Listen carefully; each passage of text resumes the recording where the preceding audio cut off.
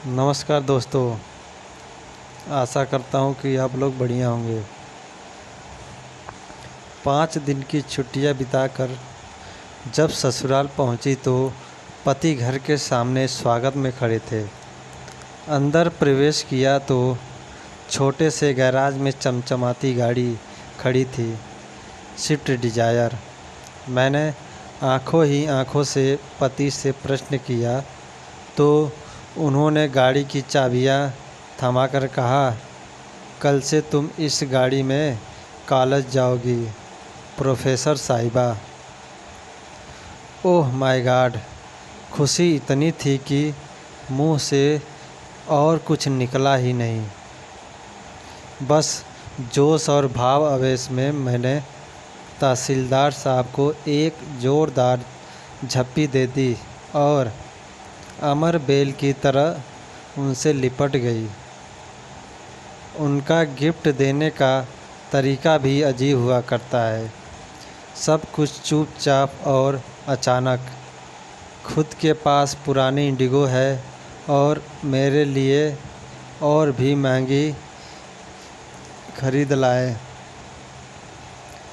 6 साल की शादीशुदा ज़िंदगी में इस आदमी ने न जाने कितने गिफ्ट दिए। गिनती करती हूँ तो थक जाती हूँ।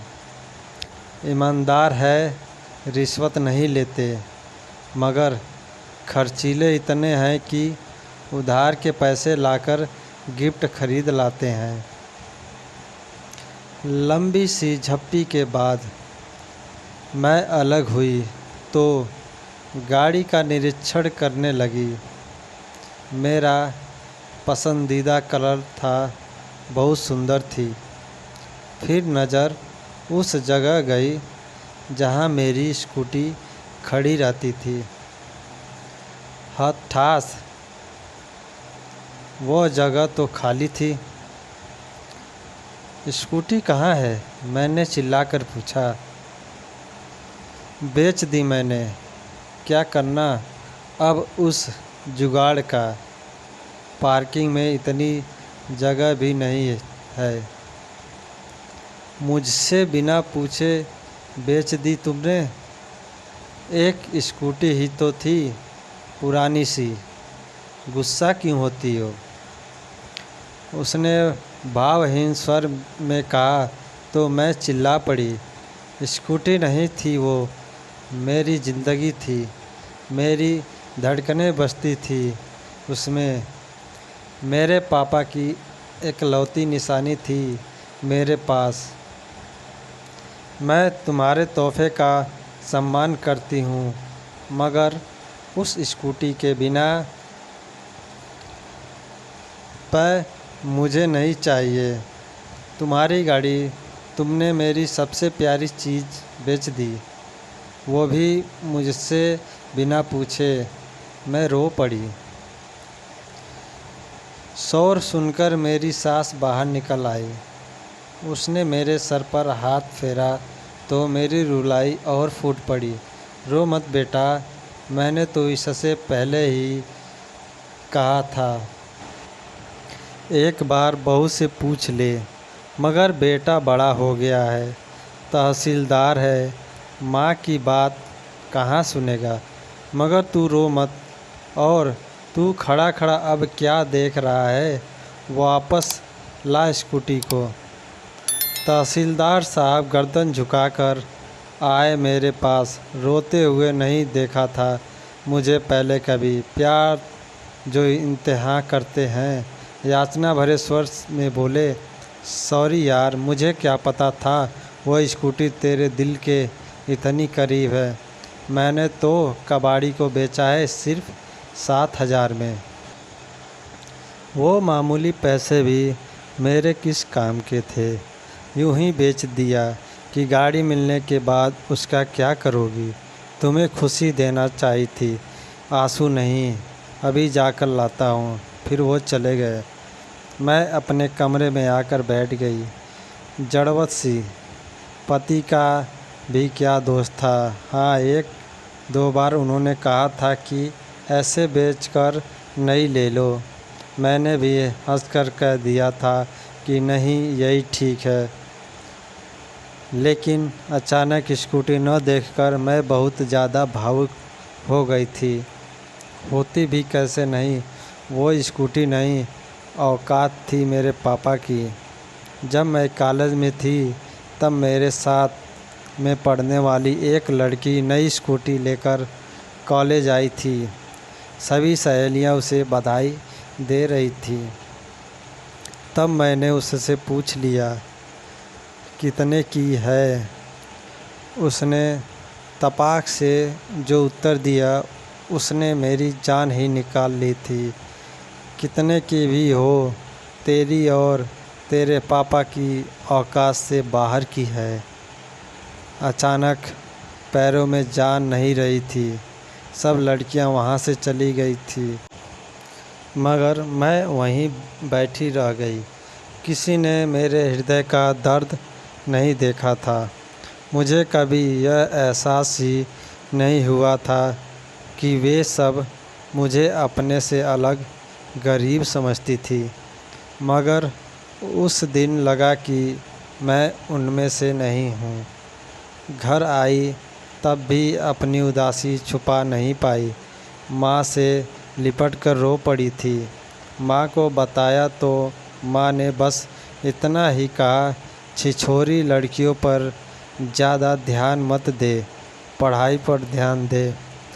रात को पापा घर आए तब उनसे भी मैंने पूछ लिया, पापा हम गरीब हैं क्या? तब पापा ने सर पे हाथ फिराते हुए कहा था, हम गरीब नहीं हैं बिटिया, बस ज़रा सा हमारा वक्त गरीब चल रहा है। फिर अगले दिन भी मैं कॉलेज नहीं गई। न जाने क्यों दिल नहीं था। शाम को पापा जल्दी ही घर आ गए थे और जो लाए थे वो उतनी बड़ी खुशी थी मेरे लिए कि शब्दों में बयां नहीं कर सकती। एक प्यारी सी स्कूटी, तितली सी, सोन चिड़िया सी नहीं, एक सफ़ेद परी सी थी वो। मेरे सपनों की उड़ान, मेरी जान थी वो। सच कहूँ तो उस रात मुझे नींद नहीं आई थी। मैंने पापा को कितनी बार थैंक यू बोला याद नहीं है। स्कूटी कहाँ से आई, पैसे कहाँ से आए, ये भी नहीं सोच सकी। ज़्यादा खुशी में फिर 2 दिन मेरा प्रशिक्षण चला।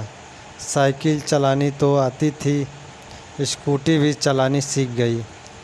5 दिन बाद कॉलेज पहुंची, अपने पापा की औकात के साथ, एक राजकुमारी की तरह, जैसे अभी स्वर्णजड़ित रथ से उतरी हो।